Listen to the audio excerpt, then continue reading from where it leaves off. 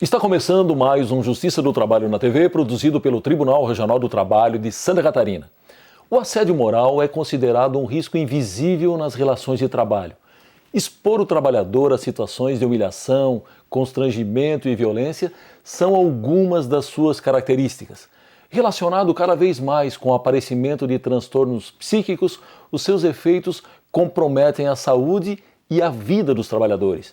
Para discutir sobre prevenção e combate ao assédio moral no trabalho, vamos conversar com o professor da Unicamp, José Roberto Reloani. Com mais de 15 anos de experiência na área, ele é membro fundador do site assediomoral.org, que tem o objetivo de identificar e proibir a prática do assédio moral no Brasil. Bem, professor José Roberto, seja bem-vindo. Obrigado. É uma satisfação tê-lo aqui conosco. Obrigado. Bom, o senhor pesquisa os danos causados pelo assédio moral no trabalho aí há mais de 15 anos. Sim. Resumidamente, o que é o assédio moral e como que ele se manifesta no trabalho? Mas eu quero agradecer o convite e dizer que iniciar a conversa com conceito eu acho que é fundamental. Sim. Porque ainda se confunde muito, por exemplo, assédio sexual com assédio moral. Há pessoas que ainda colocam o assédio moral como uma doença. Na verdade, assédio moral não é doença, né? Ninguém nasce com essa doença, mas ele causa inúmeras doenças. Sim. Ele pode causar, inclusive, ideação suicida, né? O assédio moral não é também qualquer coisa. Eu posso estar aqui conversando com você e nós nos entendemos, ter um problema de comunicação. Isso é normal que aconteça em qualquer esfera humana, né? Certo. Isso é natural. Qual é a diferença desse tipo de conflito de entendimento do assédio moral? O assédio moral ele é um conjunto de condutas abusivas. Ele sempre implica um abuso de poder, de humilhações, de desqualificações, enfim, de elementos que vão colocando a sua dignidade, a sua autoimagem lá embaixo. Portanto, não é qualquer coisa. Ele existe nele uma certa intencionalidade, qual seja, eu quero ferir ou eu estou tendo com tal frequência aquela conduta que mesmo que eu não queira, entre aspas, fazer aquilo, eu estou fazendo. Então ele tem uma direção. É por isso que esse conjunto de medidas abusivas, humilhantes, de desqualificações, ele se dá num espaço de tempo. Ele se dá de várias formas, dificilmente ele dá de uma forma só. Quando é uma coisa só, uma atitude só, é um dano moral, que não deixa de ser um ilícito. Claro. Não é? Então o assédio moral, ele é grave na sua própria essência. Porque ele vai fazendo com que a pessoa tenha uma autoimagem negativa. Muitas vezes, esse terror psicológico é um termo que foi cunhado por Hans Lehmann na década de 80, na minha opinião ainda perfeitamente atual. Esse terror psicológico faz com que a pessoa sinta culpa, inclusive, por incrível que eu possa parecer. Ela está sendo vítima, ela está recebendo aquelas ameaças, ela está recebendo toda a negatividade do ambiente, aquele envenenamento cotidiano e, no entanto, ela se sente culpada. E quando a gente vai investigar, né, clinicamente, você investiga o que está acontecendo, ela sente culpa por quê? Porque muitas vezes se manifesta até de forma sutil. E ela, até certo ponto, pode estar sendo convencida de que realmente o problema é dela. O problema é de sua conduta, o problema é porque ela não veste a camisa da empresa, o problema é porque ela não faz aquilo que todo mundo faz e muitas vezes o que todo mundo faz não é correto, não é legal e inclusive é antiético. E é por isso que ela está sendo assediada, porque ela não participa de um esquema de corrupção, porque ela não é negligente com respeito em relação ao seu semelhante, enfim, porque ela é uma pessoa que tem princípios. Então nós podemos ter uma pessoa que esteja sendo assediada simplesmente porque ela é correta.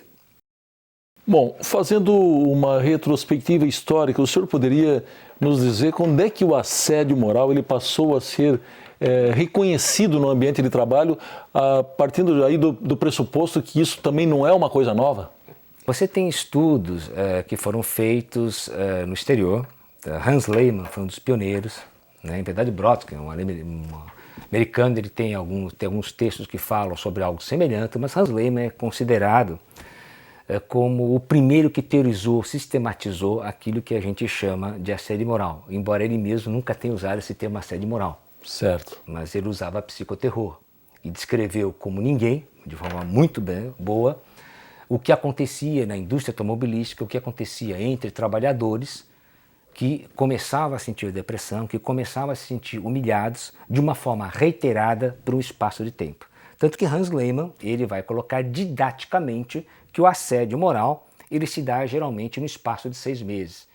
No mesmo texto, ou depois, ele vai fazer a simples observação, de uma forma muito honesta, que esses 6 meses é mais um recurso metafórico para que as pessoas entendessem que ele ocorre num tempo, certo. que ele não é uma simples foto, Sim. ele é um filme, ele tem uma historicidade, ele tem um contexto, né? Então Hans Lehmann vai colocar essa questão de uma forma muito didática e ele vai, inclusive, elaborar um inventário, né? No qual ele tenta detectar elementos que seriam comprobatórios daquilo que depois foi convencionado ser chamado de assédio moral. Isso ele vai fazer, ele havia nascido na Alemanha, ele nasceu na Alemanha, trabalhou na Suécia, trabalhou na Noruega, e ele vai mostrar. Ele vai, inclusive, chamar, em parte da sua obra, esse fenômeno de mobbing. Por quê? Né? Porque ele dizia que era semelhante a um comportamento que alguns animais tinham, e tem, inclusive, quando cercam um outro, né? Quando se defende. A gente sabe muito bem que hienas e leões, por exemplo, não são lá muito amigos. Então, muitas vezes, um grupo de hienas, como fisicamente são inferiores a um leão, até para tentarem acuar ou intimidar a coisa semelhante, eles cercam o leão. Então ele vai fazer uma série de considerações, ele se baseia num outro autor chamado Lawrence, né? Que esse sim é um especialista em comportamento animal, e ele vai usar uma série de metáforas para mostrar como uma das características do assédio é o cerco. Sim.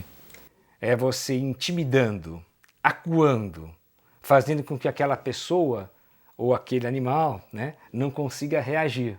E como, é claro, isso produz um efeito psíquico brutal naquele que não sabe bem o que está acontecendo, tenta decodificar o que está acontecendo, ele não sabe o que está correndo com a pessoa dele, por que aquilo está acontecendo, o que ele fez para merecer aquele tratamento discriminatório.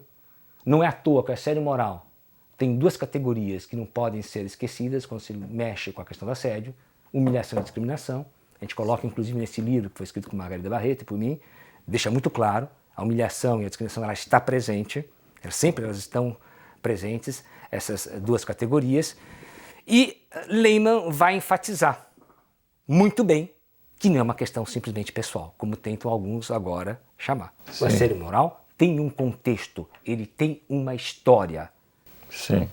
Ele faz parte de um coletivo e ele tem que ser visto, julgado, interpretado e, se houver uma intervenção, no coletivo e não simplesmente entre 2 pessoas ou em relação a uma pessoa. Certo. Caso contrário, a gente psicologiza, a gente individualiza e a gente não resolve o problema.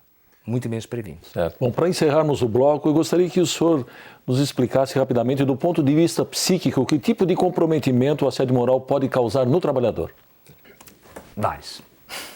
Vários problemas causam. Eu acho que o primeiro problema, que não pode ser esquecido por quem trabalha nessa área, é que o assédio moral sempre, ele gera uma crise identitária. Qual seja, ele gera uma crise de identidade na pessoa. Quem eu sou? Porque até esse momento eu era tratado de uma forma e a partir de agora eu sou tratado de outra maneira. Por que aquelas pessoas que até agora almoçavam comigo, ligavam para mim, mandavam e-mails, agora não fazem mais? Por que aquelas pessoas que sempre iam no happy hour comigo, me convidavam, agora um dá uma desculpa que tem que receber mensagens, outra vai falar com a namorada, outra vai, afinal de contas, ter que fazer um servicinho de emergencial, e depois, quando ele se dirige àquele bar, ele encontra todo mundo lá. Essa diferença, né, como dizem os comunicadores, essa dissonância cognitiva faz com que ele fique aturdido. Alguma coisa está de errado, alguma coisa não faz sentido. Veja bem, né, eu me lembro quando eu tive aulas de psicopatologia, eu estudei psicopatologia, o meu professor costumava dizer, tome cuidado com aquela pessoa que as pessoas dizem, né, que tem traços paranoicos. Às vezes as pessoas não têm traços paranoicos. O ambiente as torna paranoicas. Com assédio acontece exatamente assim. A pessoa, geralmente é uma pessoa perfeitamente normal, tão anormal quanto eu, quanto você, qualquer outra pessoa aqui, mas simplesmente essa dissonância cognitiva, essa falta de lógica, essa discriminação constante, essa humilhação frequente, sistemática, faz com que ela tenha que mobilizar uma energia extra, muitas vezes faz com que ela resgate do passado, aí sim, fatos traumáticos que vêm como uma avalanche para a pessoa dela e daí ela começa a adoecer. Daí sim ela começa a ter sintomas de paranoia, embora não seja paranoia, ela se torna naquele momento, ela está num processo paranoide, ela começa a entrar em depressão porque ela não consegue reagir. Uma pessoa deprimida é como se você quisesse que uma pessoa com uma tuberculose, com uma sinusite extremamente aguda, uma crise, fosse participar de uma Olimpíada. Ela tenta, não é por covardia, ela tenta reagir, mas ela não consegue, porque ela não tem elementos físicos e psíquicos para isso. Boa parte da energia dela está sendo mobilizada, inclusive, para ela entender o que está acontecendo, e dessa depressão pode ter o quê? Um processo, inclusive, de suicídio. Então, não raro, principalmente o homem, né, e nós vivemos uma cultura machista, não é só no Brasil, internacionalmente, o homem começa a ter ideação suicida, né, e a Margarida Barreto, minha colega de Sartre, a doutora Margarida, estudou muito bem essa questão, ele começa a ter ideação suicida a 18,3% em índice de guerra. Começa com a ideação suicida e depois, quando começam a perder efetivamente a sustentação psíquica que muitas vezes vem da família, queiramos ou não, pode parecer muito tradicional que eu vou falar, Sim. mas a família continua sendo, num ambiente de trabalho tão competitivo como agora, numa lógica tão excludente como agora, que avalia as pessoas não porque elas são, mas pelo que elas produzem, continua sendo a família assim, um esteio de confiabilidade, talvez o último que resta para aquela pessoa. Quando ele perde o apoio dessa família, ele é um forte candidato ao suicídio. Muito bem, professor, eu preciso chamar um rápido intervalo, nós voltamos em seguida, só um minuto.